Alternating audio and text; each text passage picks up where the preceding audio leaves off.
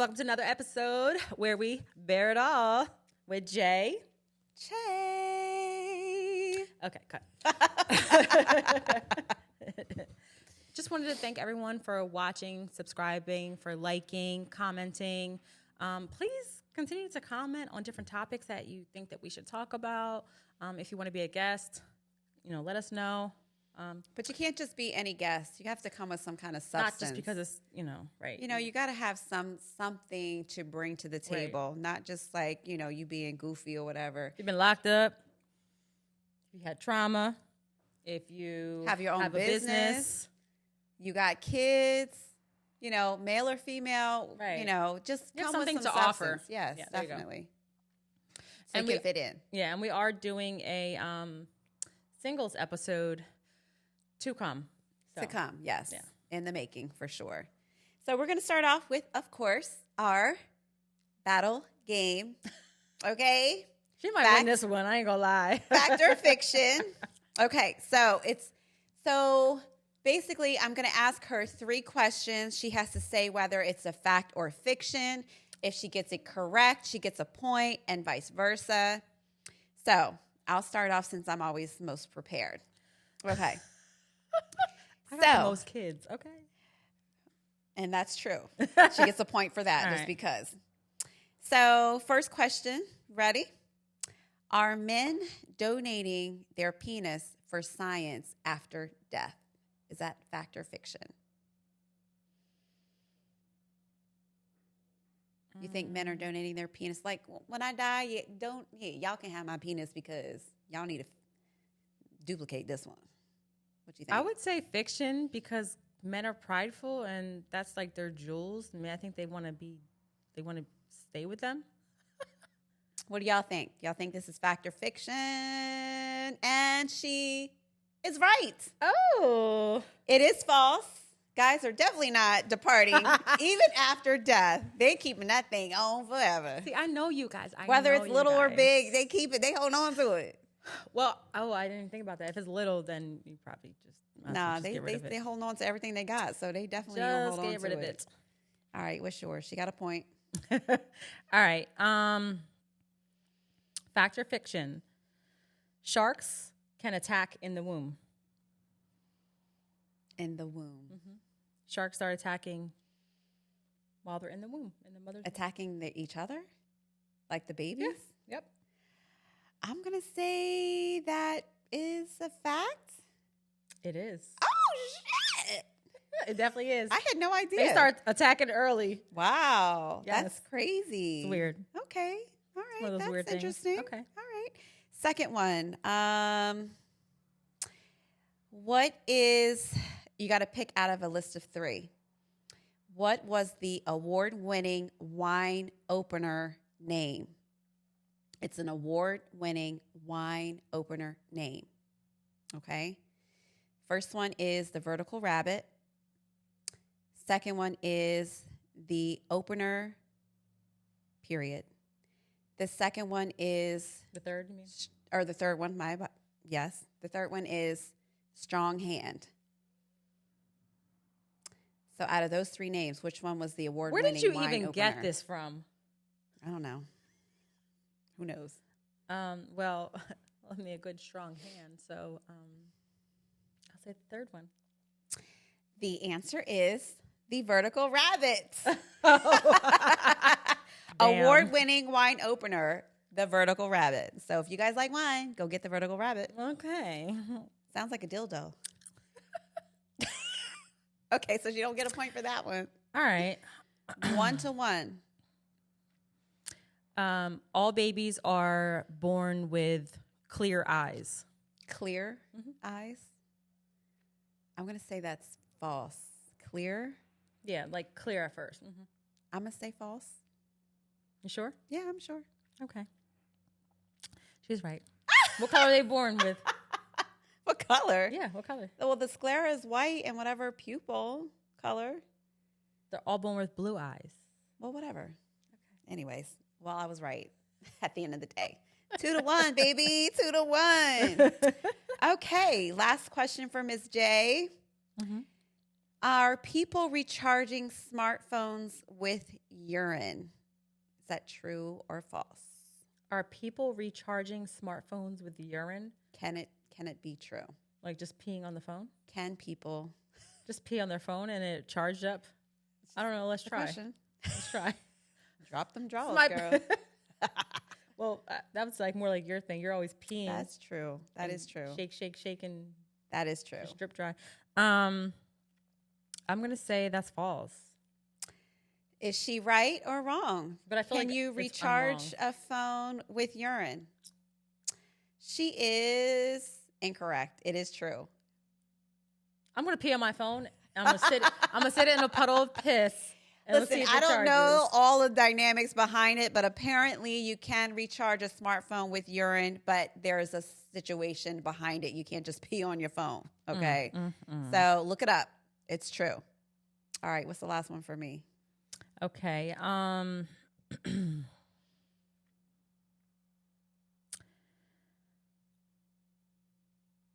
What? Can I do this? Okay, yeah. What word has been voted the most annoying word in the world for 3 years in a row?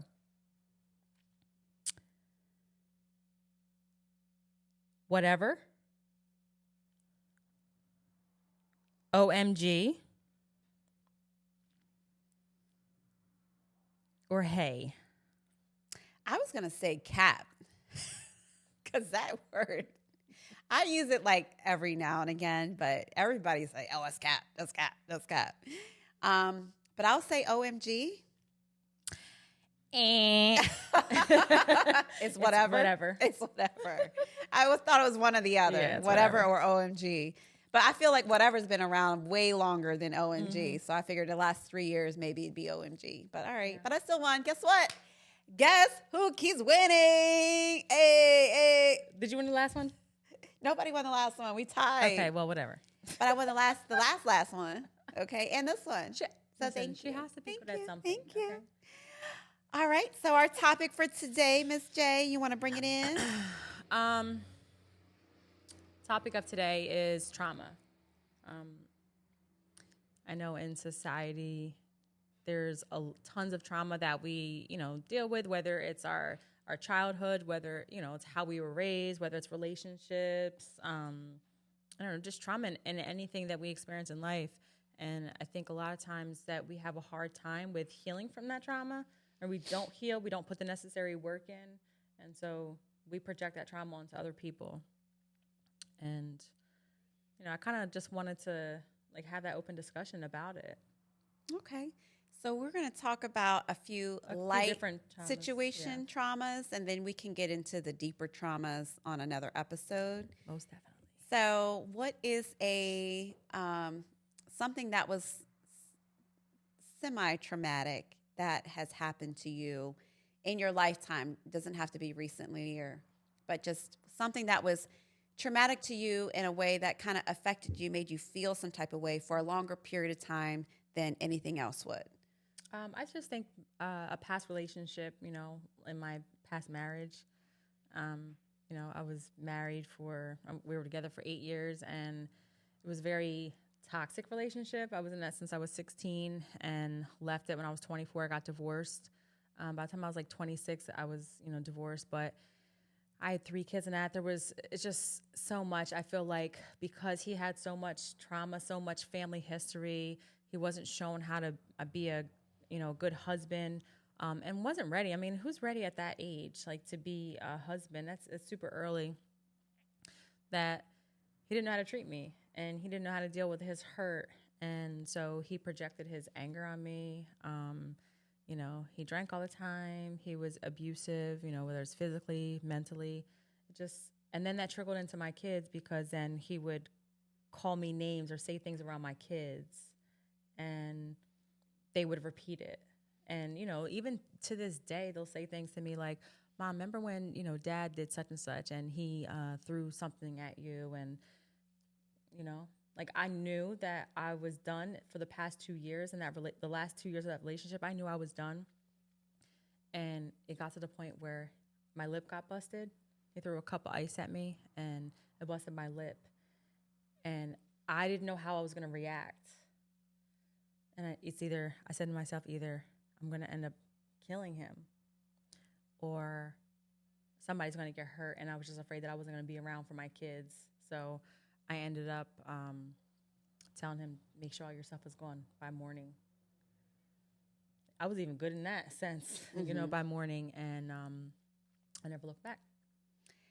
So the trauma in your relationship at that point, the toxicity in the relationship, was it more verbal, physical? Was it him not being there? Like, what was the most traumatic thing in the relationship that really affected you and may have carried on to other relationships in your future? I think two things. I think the way he was as a parent, at some point, it's kind of like strange to think about. So he didn't have maybe the best example of a parent or father. He was raised partially by his grandparents, but what he would do is if I had to be at work super early in the morning, he would get the kids ready, do their hair. He knew how to part, put their hair in a ponytail. He would cook them food. He would, get them all bathed and all that stuff. So he would do all those things.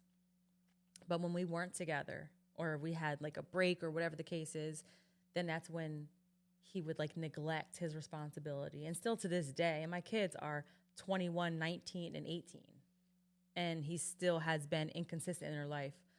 But I think one of the things that probably affected me the most is the verbal stuff, things that he would say. Mm-hmm. No one's going to want you. You're ugly or you're fat.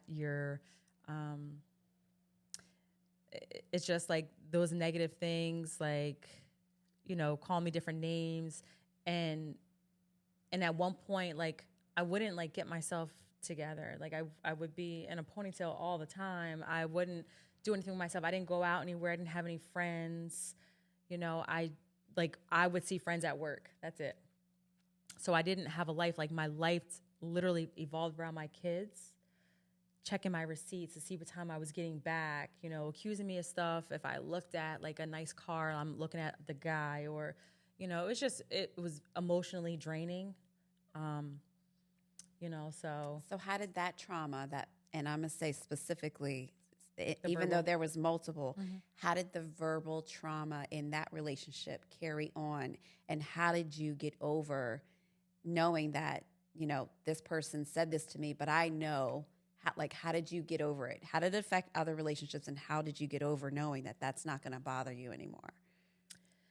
It's weird because you would think that something like that would cause me to be maybe not in the best toxic or not in the best relationship moving forward. Like I would choose like very toxic relationships, but to be honest, the relationship that I got in afterwards was the total opposite. Somebody who was older, that was my last relationship and lasted 12 years. Somebody who was older who it was like the total opposite. And so it was almost like a breath of fresh air. Like, wow, this is really how I should be treated. Like, this is what I want. Like, I want somebody that knows how to respect me, knows how to treat me well, is very chivalrous. Like, I was missing that. And I just feel like it's something in me that, once I left that situation, once I left that toxic relationship, I'm like, you know what? I'm just going to do what I got to do, and making my kids happy and being a mom and being present and always being a go-getter no matter what, because like my dad instilled that in me. I think that it just allowed me to tap into certain areas in life and knowing that I wanted something different for myself.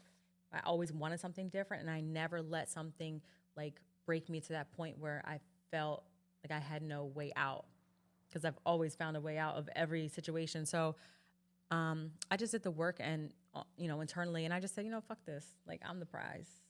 So what work did you do internally? Just like, reading, spending time with myself in my thoughts. I'm a deep thinker. And I think just me like busting my ass like in school and seeing like the benefits of how like different opportunities opened up for me. So like even with work, like people will always say like, oh, well, I think it would be good for this position. They would come up to me and ask me, oh, do you ever think about doing this? And I just think that it's something that has just always been in me to keep striving and keep pushing. So like that sense of like turmoil in that period of my life like I realized that it just didn't define me.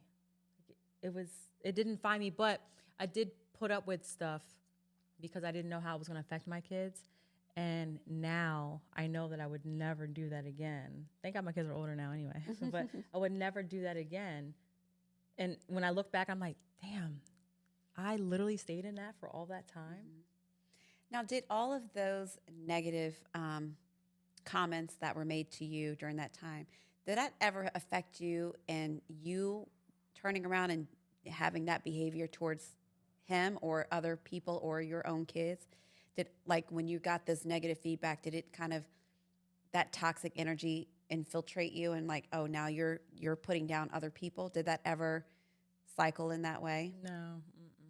Because No. you know how that can happen. Like, sometimes if someone's being abused, they start abusing other people or Right. the same person that's abusing them, you know, and No, I never like tried to put anybody else down because like I know how it felt, you know, but I will say, it was almost like I just did the total opposite of everything that he said. Like it So was you kinda almost killed like him I with had kindness? to show, yeah. So like, or I'm not really proud of this, but there were things that like he did that, you know, I just had to, okay, I'm not going to get mad. I'm just going to get even, you know? And that was like my mentality back then.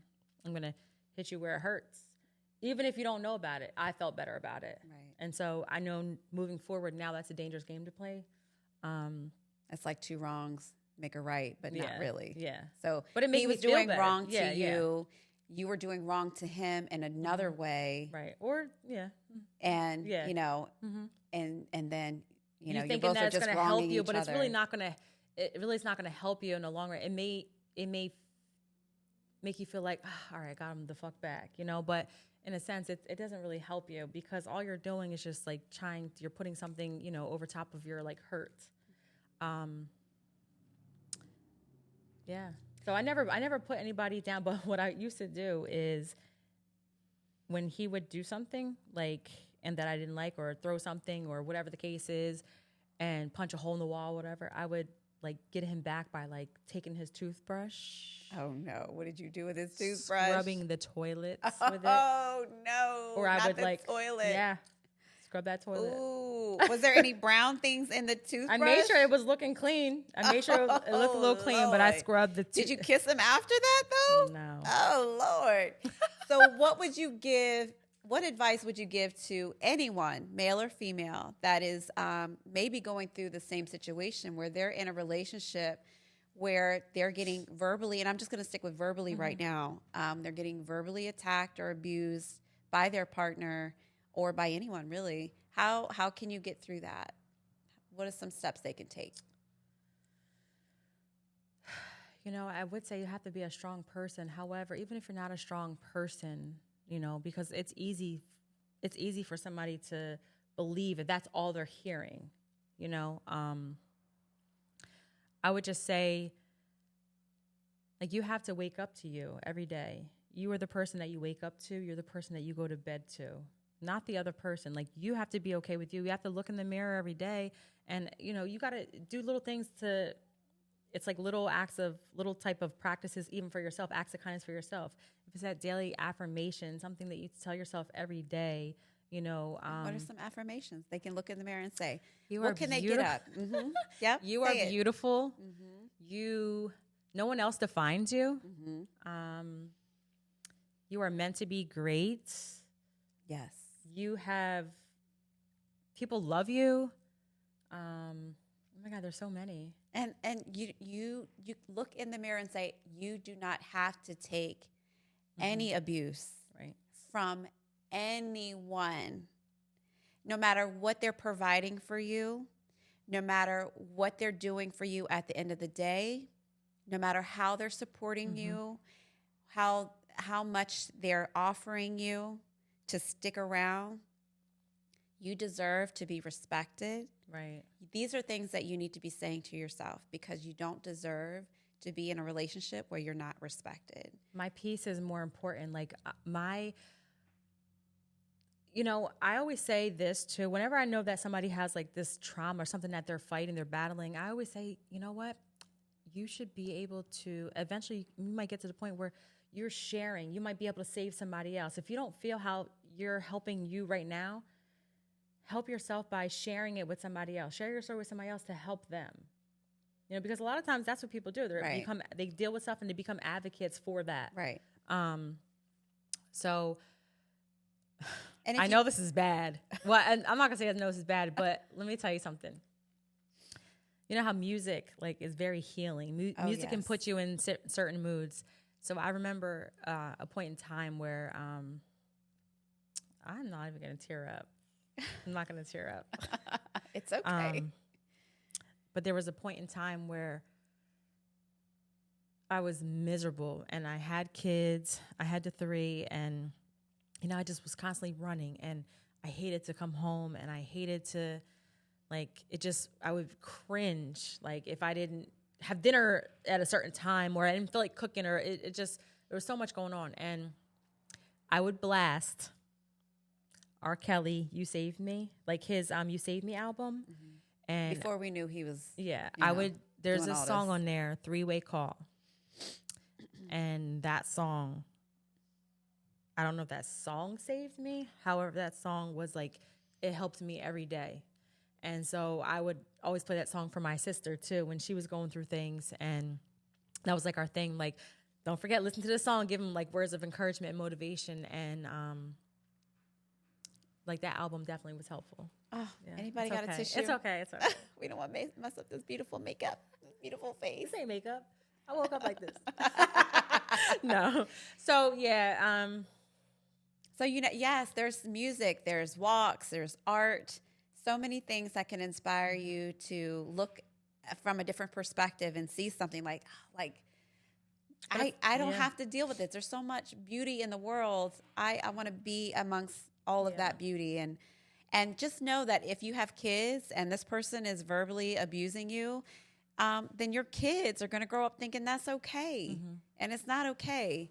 And the quicker you change things in your life, the better it's going to be for the people around you. Yeah, it's true. No, it's true.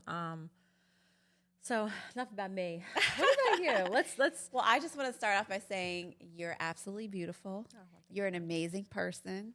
You do so much for the community and your wonderful family and your friends and her wife. And you will always be that bitch. Hey. I don't care what day and age. But you know what? I can say, yeah, I know. Exactly. Right? I can say I know that. Yes. Now I can say that. And that's not being cocky. That's being confident and having to be secure within herself and having good self-esteem. It's just crazy how I feel like I'm a true success story of someone breaking you down and building back up, And it's possible. Yeah. It's possible. We all hit our low points at some point. We all go through so many things in life. I'm going through one right now. Lord, I need some money.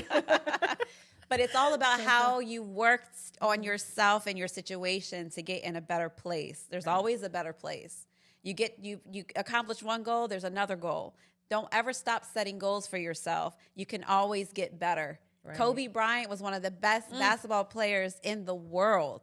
He constantly worked on himself and set goal after goal after goal to be the amazing player in person that he was. Better than what he was yesterday. Yes. That's what it's all about. And he said, at one point there was an interview that I saw where he said that his family and friends were all like, oh, you should be starting. You should be getting more playing time. And he was like, yo. Yeah.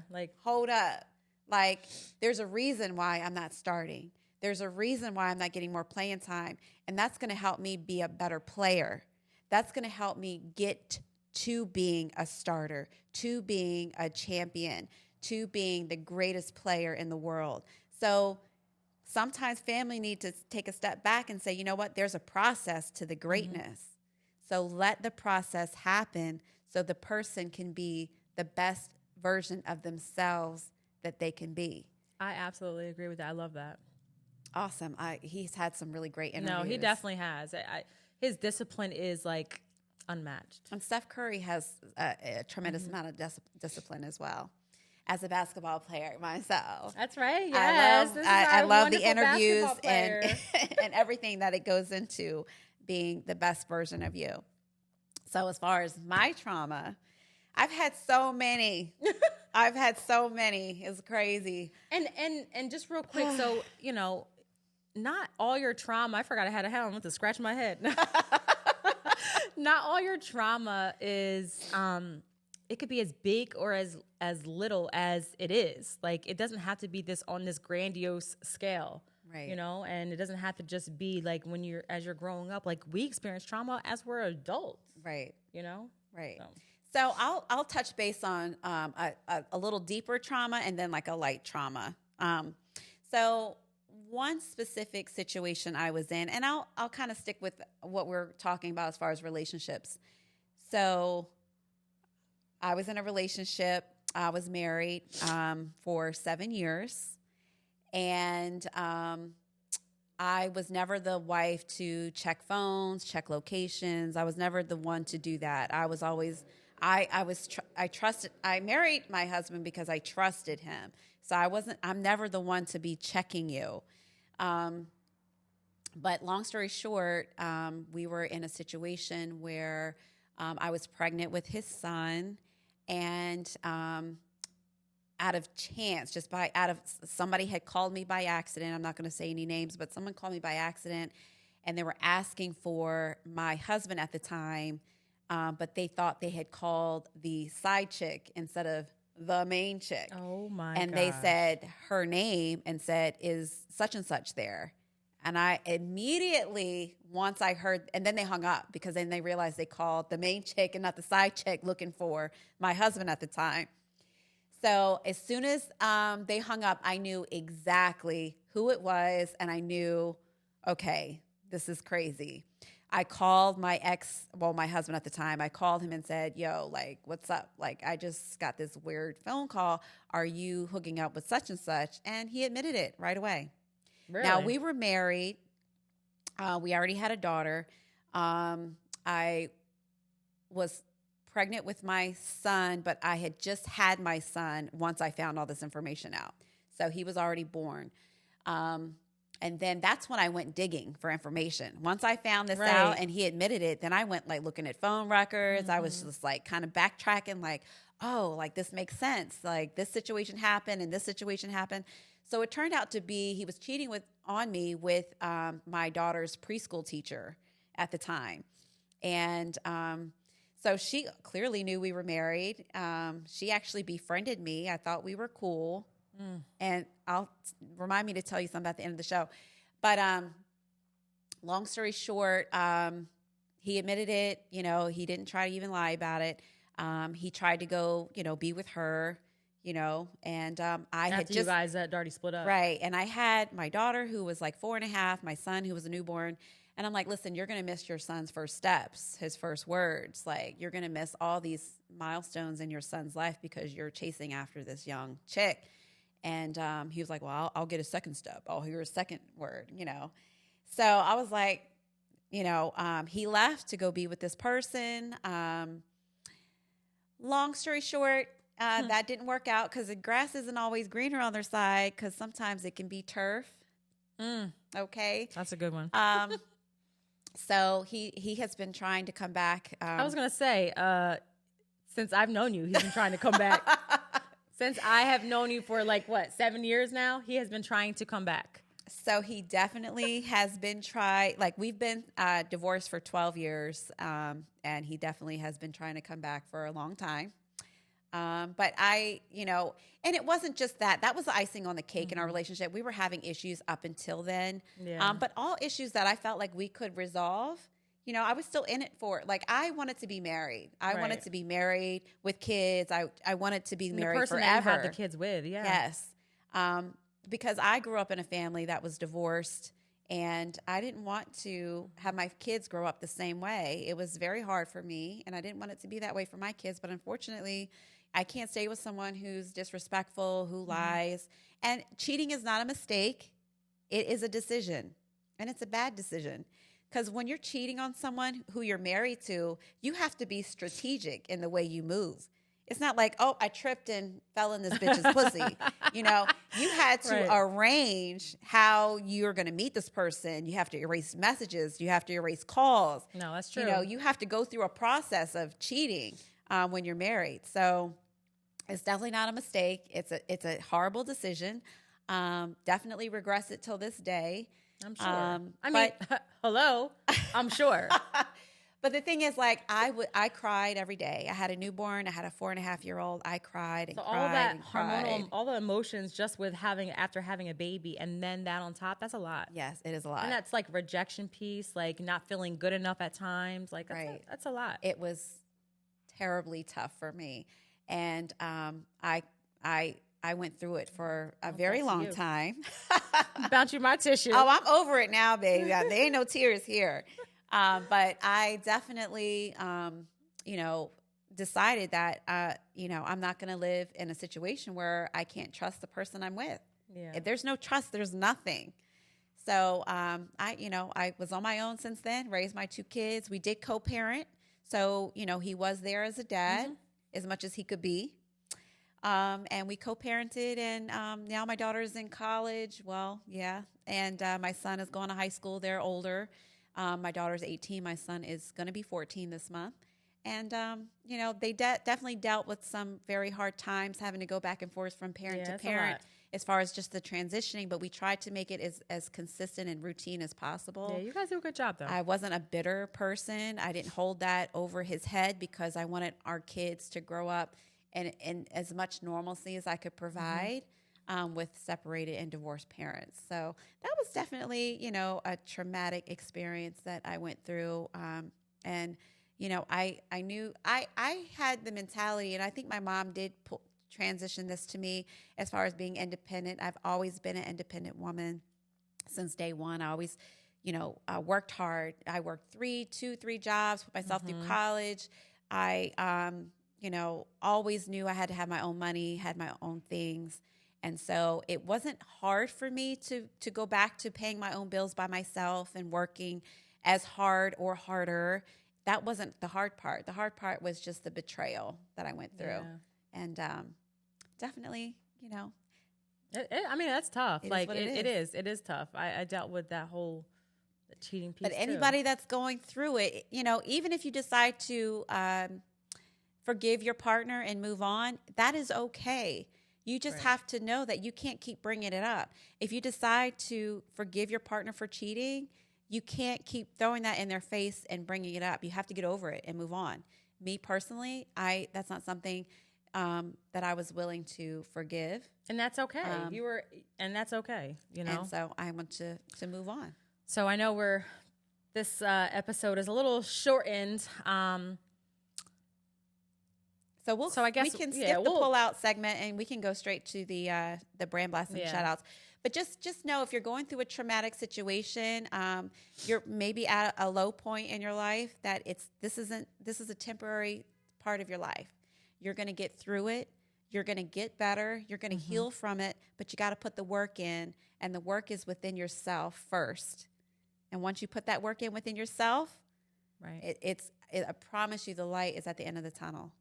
Just it all boils down to self. How you feel about yourself. Right. Exactly. How you feel about yourself.